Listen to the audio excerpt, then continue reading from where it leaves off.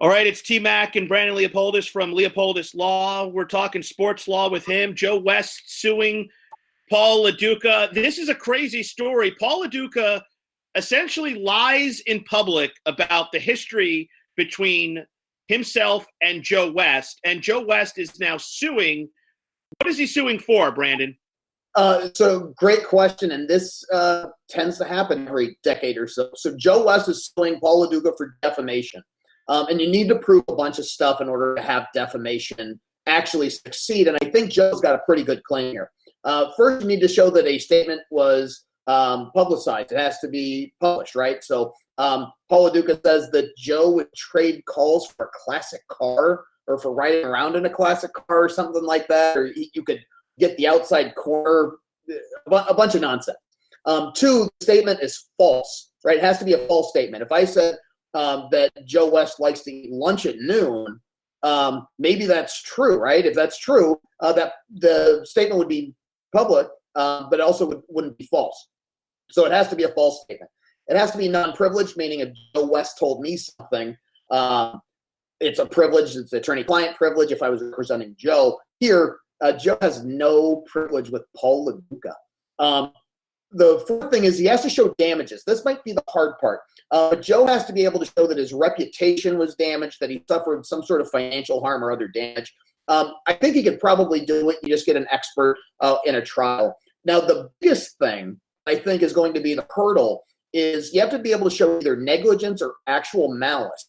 You have to show actual malice when you're dealing with a public figure, right? So if I say that Steven Strasberg is a jerk, right? Or it's a issue where I make a false statement about Steven Strasberg. He is clearly a public figure, right? World Series MVP, that type of thing.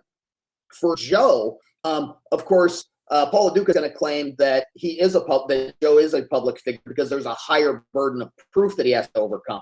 For Joe, he's going to say he's just a quasi-public figure, only in the baseball world, that if you're walking down the street, most people don't know who Joe West is. And so Joe's just going to show that he needs to meet a negligence standard, right? A reckless disregard for the truth of the statement. Here, I think Paul Duca meets the actual malice standard because as you've seen, there is no way on earth this statement is anywhere remotely true, right? They didn't have the game that he was talking about.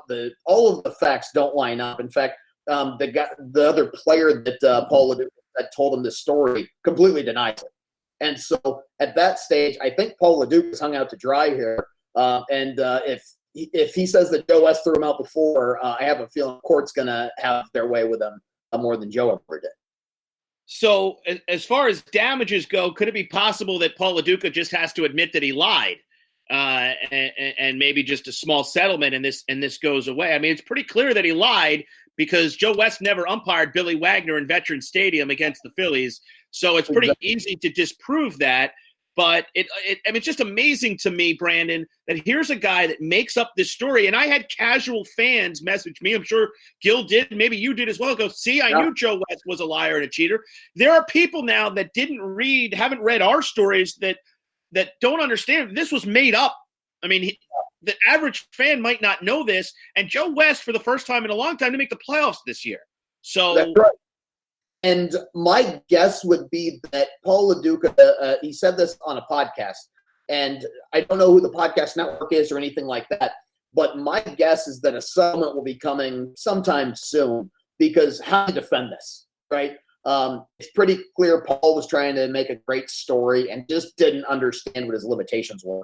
And I think we're going to see a settlement sometime soon. With Paul Duca's career earnings, I'd imagine that he can afford a settlement on his own. But if his podcast has enough viewership and downloads, my guess is that the podcast network may contribute to that settlement. One more question about this. How rare is it for something like this to actually go to trial? And how likely is it that this is actually becomes a big deal in a trial lawsuit? Great question. This is a really difficult thing to prove damages, right? You can understand why, because everything's speculative. It's very rare that you have a contract and somebody cancels the contract with an email that says, I'm terminating the contract because this other person said something about you. It's very difficult to prove. The cases that we see go to trial are often First Amendment cases involving the media. So the New York Times, the Washington Post, CNN, USA Today, all of those major publications, they're the ones that want to protect the First Amendment. Well, is Paul LaDuca the press? I don't know that Paul LaDuca is the press. I think that he would be considered more of a opinion or really an entertainment piece. And so I don't see, a press association getting behind him. I don't think this will go to trial, but oftentimes when you see a defamation case like this, it's only going to go to trial typically if there's some money behind it. Well, listed on his Wikipedia page, he's now a television personality. So I know he's worked for some horse racing network for a while, and I guess that's what happens if you get mentioned in the Mitchell Report. I believe so, yeah.